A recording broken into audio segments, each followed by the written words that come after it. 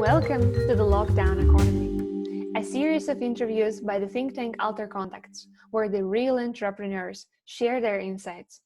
My name is Yulia Skupchenko, and today my guest is Jane Bertch, the founder of Cuisine, Paris. Oh, Paris, I went for both here. All right. So, with that introduction, hello Jane, and how are you today? I'm very good, Julia. Thank you so much for having me. I'm really pleased to spend these few minutes with you. I am very happy to hear your story coming up. And tell me, so Cuisine Paris, I keep saying that like that, but okay, you're based in Paris. Yes, we are. We're based in Paris in the 4th arrondissement. All right. And tell me a little bit more about the business. So what do you do? How did it start? When did you start it? Okay, so we are just a bit over 10 years. Actually, we're approaching 11 years in October. I'm actually a career change. I spent the first part of my career working in financial services for an American bank and decided that I'd like to try an entrepreneurial endeavor. And if you asked me 12 years ago if I would have opened a cooking school in Paris, I would have looked at you like you were absolutely crazy.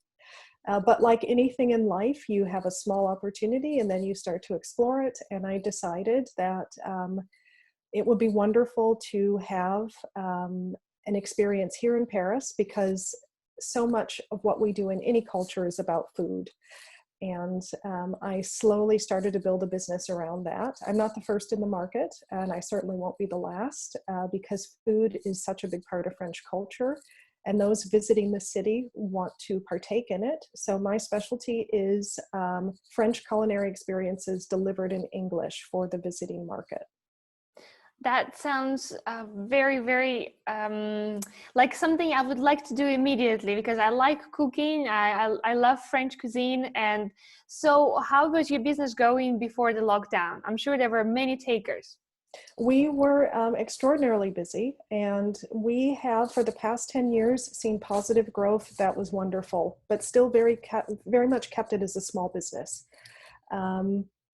So prior to this situation that we're in, this pandemic, we were on a very healthy trajectory to growth, and looking at how and when we can continue to refine our current products and add on more. And when you say the small business, how many people do you mean in on average? In terms of a team, I have 8 chefs that actually host our classes.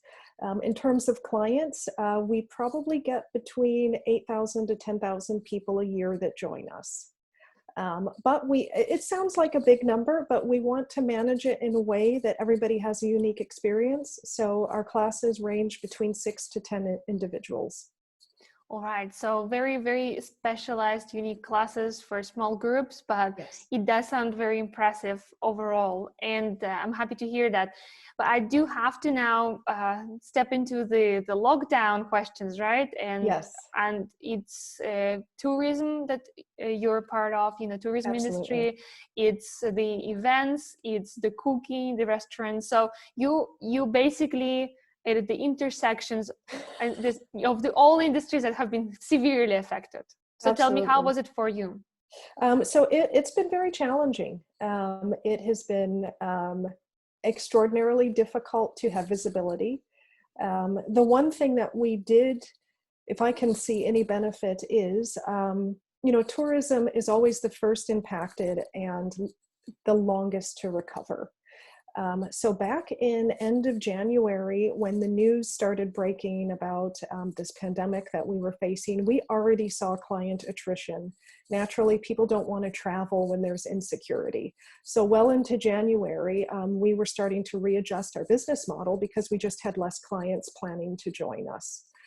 And that just continued to evolve until we hit March 14th, where the shutters were closed for us and for a number of small businesses. But yes, we are certainly at an intersection of a troubled industry that's trying to recover. The restaurant part is slowly recovering here in France, which you may have seen, but tourism still remains with a lot of questions. So we're trying to work our way through that. And what was your initial reaction when everything was closed in March? How did you want to proceed from there? Sure. So this is the tough part for any business, and this is something I struggled with. Um, there's always the fear factor when you have these major changes facing you and you just don't know what to do with them.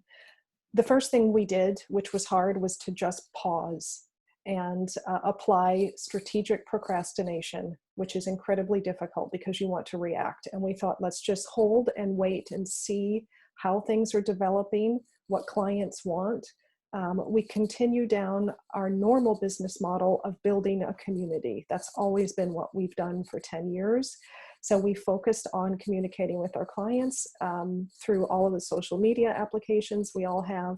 And that's all we did for a long time until we got a sense of how can we engage with clients, and it's going to have to be virtually. So that led us into a lot of product development that we'd already considered as a business plan. But I certainly didn't want to create a new business to respond to this pandemic that I'm hoping will be gone in a year.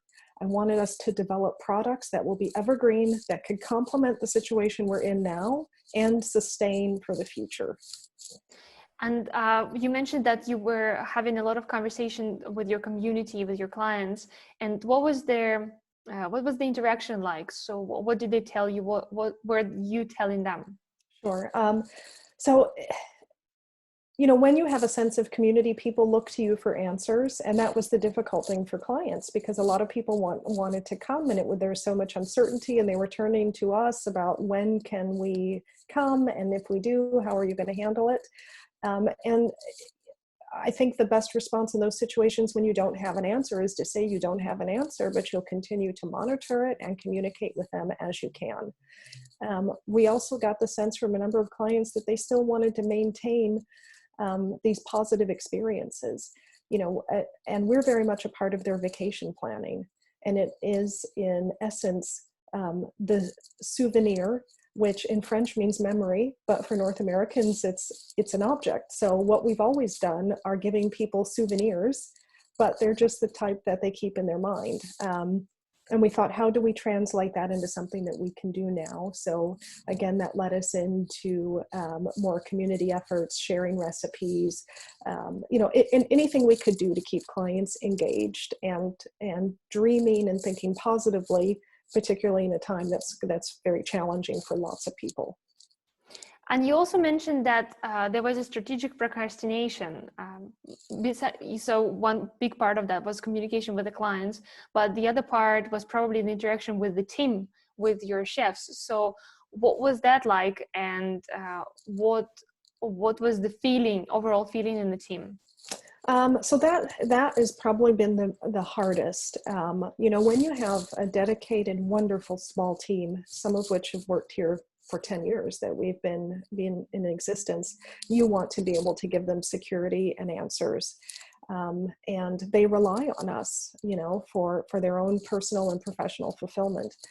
And that was incredibly challenging because we didn't have a lot of answers to provide. Luckily, France as a country is very supportive to small businesses and entrepreneurs. So we just tried to information share and make sure that, people have as much access to information as we do to kind of get us through this tough period. All right. So you mentioned that the French government and Parisian government are very supportive of entrepreneurs, and basically the whole thing was on standby. But you mentioned that you were not the first in the market in general, and what about your competition? Did your competitors react? Did they try to adjust their business model? I do see a few of one colleague. I'd rather call them a colleague than competition, because it's Paris. There's enough to go around, and I think very highly of the other schools in the market. They took kind of a different direction than what we did. From what I see, they're doing online virtual live classes. That's not a direction we chose to do open to the public. But I think it works really well for them, and that seems to be something that's working quite smoothly.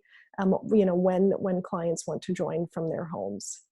We do communicate, myself and my colleagues, because, in, again, these uncertain times, even if you have somebody that's operating in your same market, they're an incredible resource of information and support.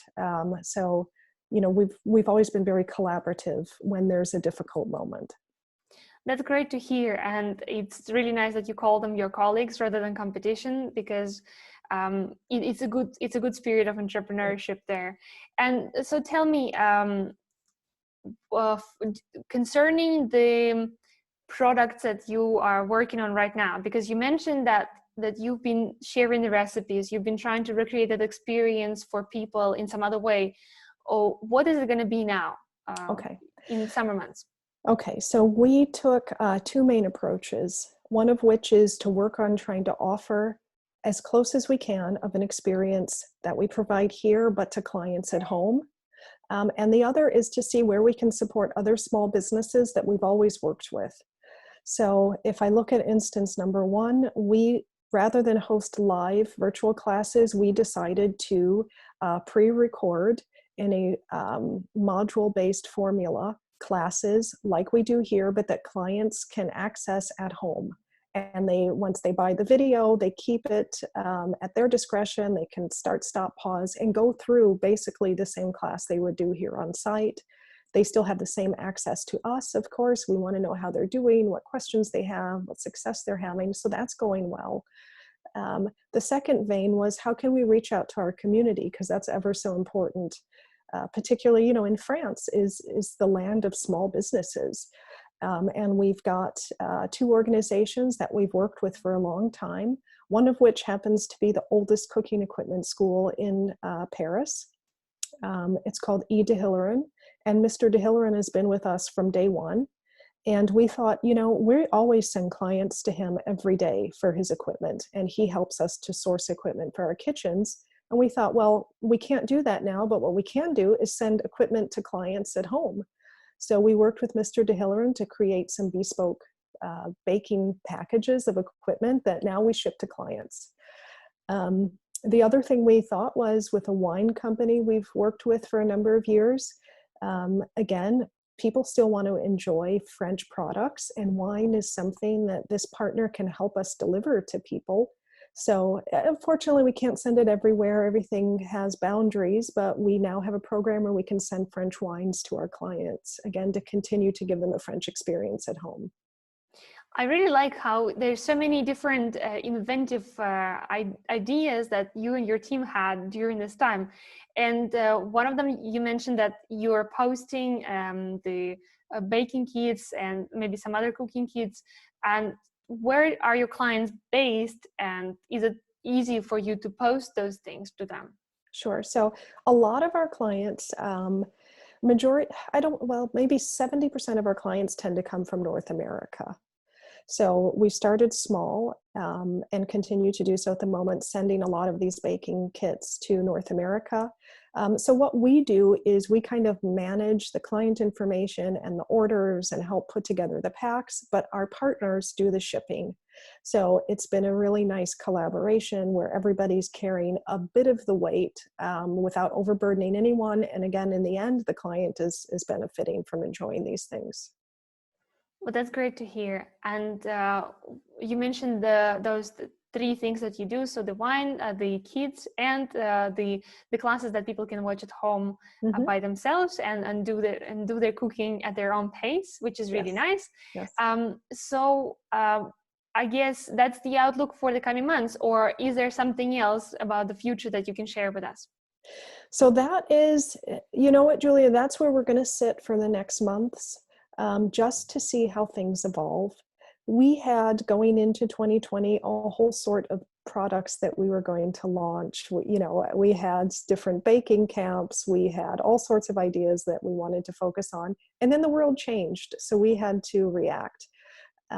I do still have hope for those new products in 2021, and they're really based here on site in hopes that we'll be back to the normalcy that we enjoyed prior to this situation.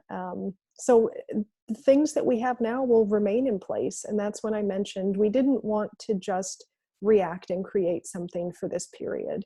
We thought, let's create something that's complementary that clients can enjoy forever.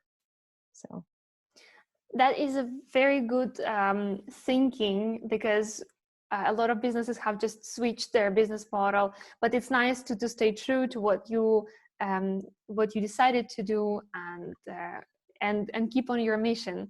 So thank you very much, Jane, for sharing this story with us. Is there anything you would like to tell the listeners and the viewers, maybe some learning that you took out for yourself?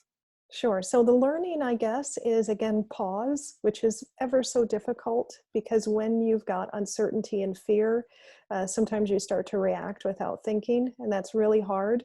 I would say the second thing I've learned is to, your community is so important. Your tribe of supporters, of friends, of colleagues that you can share information with and bounce ideas off is so incredibly important in times like these.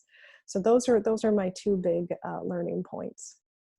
Well, thank you very much, Jane. Thank you. And thank you to everyone who joined us today. If you would like to contact Jane, and I encourage you to do so, you will find her information in the description below the video. I invite you to like this video, share it with your friends, and subscribe to our channel. We have more than 20 episodes of Lockdown Economy on our playlist, so please browse and watch them and enjoy, and leave your comments if you want to see the next season of this show. Thank you very much, and stay tuned. Bye. Thank you.